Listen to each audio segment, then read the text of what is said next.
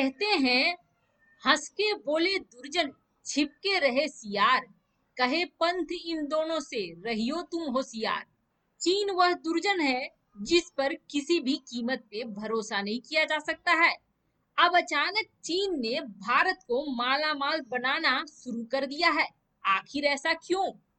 चीन भारत को लाभ पहुंचा सकता है, यह तो सपने में भी नहीं सोचा जा सकता है, लेकिन चीन ऐसा कर रहा है। क्या है इसके पीछे रहस्य?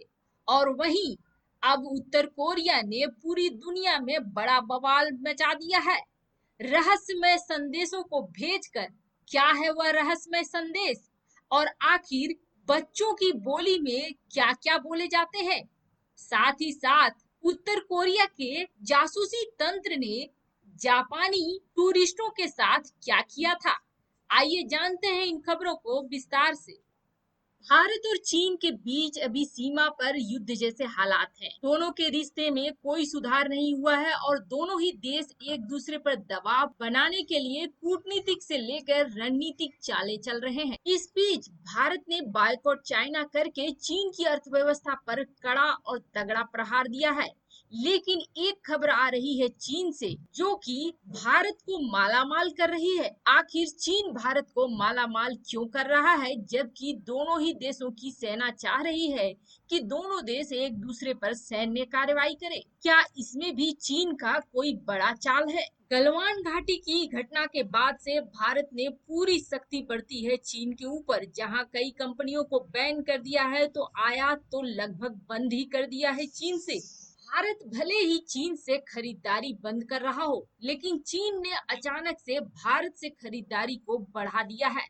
अब नया मामला स्टील का आया है। आपको बताते हैं आखिर चीन ने ऐसा क्यों करा है। चीन ऐसा तो कभी नहीं चाहेगा कि भारत को मालामाल करे, वो भी ऐसे कोरोना के अर्थव्यवस्था संकट वाले समय में। तो चीन आखिर ऐसा क्यों कर रहा है कि भारत से ढेर सारी चीजें खरीद रहा है? पहले आप ये जान ले, स्टील निर्माता और स्टील बेचने की कैटेगरी में चीन नंबर 1 पे है और वहीं भारत दूसरे नंबर पर पहुंचा है जापान को हटाकर। हालांकि दोनों की स्टील में गुणवत्ता को लेकर काफी अंतर है। चीन की स्टील घटिया क्वालिटी की होती है, तो भारत की स्टील उन्नत क्वालिटी की है। भारत के साथ जारी तनातनी के बीच चीन जमकर खरीद रहा है इंडिया से स्टील। आखिर क्यों? भारत और चीन में तनाव का भरा हुआ माहौल है, लेकिन इन सब के बावजूद चीन भारत से जमकर स्टील खरीद रहा है। न्यूज एजेंसी रॉयटर्स के मुताबिक भारत का स्टील एक्सपोर्ट अप्रैल और जुलाई के बीच दोगुना से ज्यादा हो गया है। यह पिछले साल में से सबसे ज्यादा है। स्टील एक्सपोर्ट में जबरदस्त उछाल चीन के कारण है।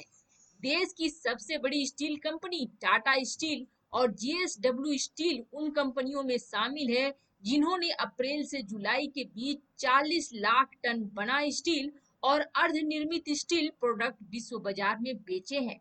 अब प्रश्न यह उठता है कि आखिर चीन क्यों खरीद रहा है भारत से स्टील? वैसे तो कोरोना के समय घरेलू मांग में भारी गिरावट आई है, जिसकी वजह से भारतीय कंपनियों ने दाम भी कम कर दिए हैं। लेकिन इन सब में बड़ी बात यह है कि खुद निर्माता होने के बावजूद इतनी ज्यादा मात्रा में भारत से क्यों खरीद रहा है चीन स्टील को? अब यह एक संदेह के घेरे में आ गया है। कई बातें निकल कर आ रही है। पहली बात तो यह कि ऑस्ट्रेलिया ने कच्चा माल देना चीन को बंद कर दिया है। शायद इस वजह से चीन भारत से स्टील खरीद रहा है। और दूसरा यह कि भारत की स्टील की गुणवत्ता ज्यादा अच्छी है और इस वक्त सस्ते दाम पर मिल रही है, तो चीन अभी उसे खरीद कर जमा कर लेगा और बाद में उसे ही महंगे दामों पर बेचेगा। और तीसरा, भारत की बायकॉट मुहिम को कमजोर करने के लिए चीन एक नई चाल चल रहा है कि चीन एक बड़ा आयातक देश बन रहा है भारत का, जिसकी वजह से जब चाहे वह भारत की अर्थव्यवस्था को डमाडोल कर पाए। हालांकि इन तीनों में से जो भी वजह हो, लेकिन चीन इस वक्त शक की नजर से ही देखा जा रहा है।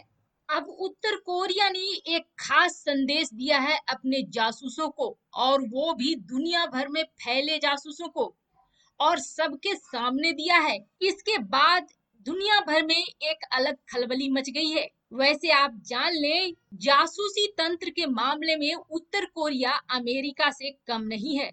अक्सर उत्तर कोरिया अपने जासूसी तंत्रों का इस्तेमाल दक्षिण कोरिया और अमेरिका के लिए करता है।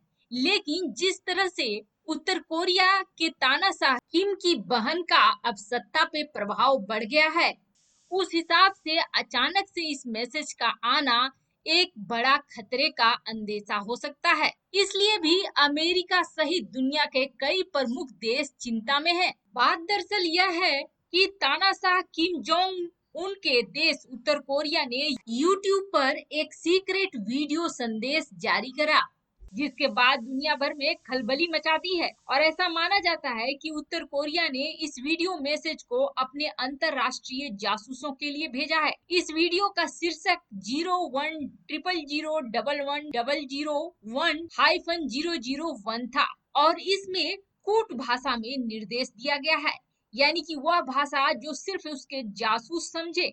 इस वीडियो को उत्तर कोरिया ब्रॉडकास्ट चैनल के यूट्यूब पेज पर अपलोड भी किया गया है। इस वीडियो में एक महिला कह रही है, ये मित्रों, आपको इंफॉर्मेशन टेक्नोलॉजी के अध्ययन के लिए एक दूरस्थ एजुकेशन यूनिवर्सिटी की समीक्षा की जरूरत है। इसके बाद महिला ने कुछ बोलना शुरू किया, जिसमें उसने रहस्यमय पन्नों का उदाहरण दिया। यह वीडियो करीब 65 सेकंड लंबा था और इसमें कोई तस्वीर नहीं थी। वीडियो के अंत में कहा गया, यह काम 719 खोज टीम के सदस्यों के लिए है। वीडियो यहाँ प्योंगयांग में कहकर खत्म हो जाता है। वैसे यह सुनने में अटपटा सा लगता है, इसका कोई मतलब नहीं निकल पा रहा है, लेकिन इसका मतलब बखूबी वो जासूस समझ रहे हैं जो उत्तर कोरिया से हैं। परमाणु हथियारों से लैस नॉर्थ कोरिया के इस संदेश के बाद दुनिया भर में खलबली मच गई है। विशेषज्ञों के मुताबिक उत्तर कोरिया इस तरह के संदेश अपने दुनिया भर में फैले खास तौर पर दक्षिण कोरिया में रह रहे जासूसों के लिए भेजता है। इससे पहले इस संदेश को रेडियो के जरिए भेजा जाता था और ऐसा पहली बार हुआ है कि उत्तर कोरिया ने यूट्यूब के जरिए इस संदेश को प्रसारित किया है। उत्तर कोरिया इस तरह से अपने जासूसों के लिए संचार तकनीकों का इस्तेमाल कोल्ड वार के दिनों से कर रहा है। कोल्ड वार यानी कि शीत युद्ध के दिनों में ही उत्तर कोरिया शॉर्ट वेव रेडियो के जरिए रहस्यमय संदेश भेजता था।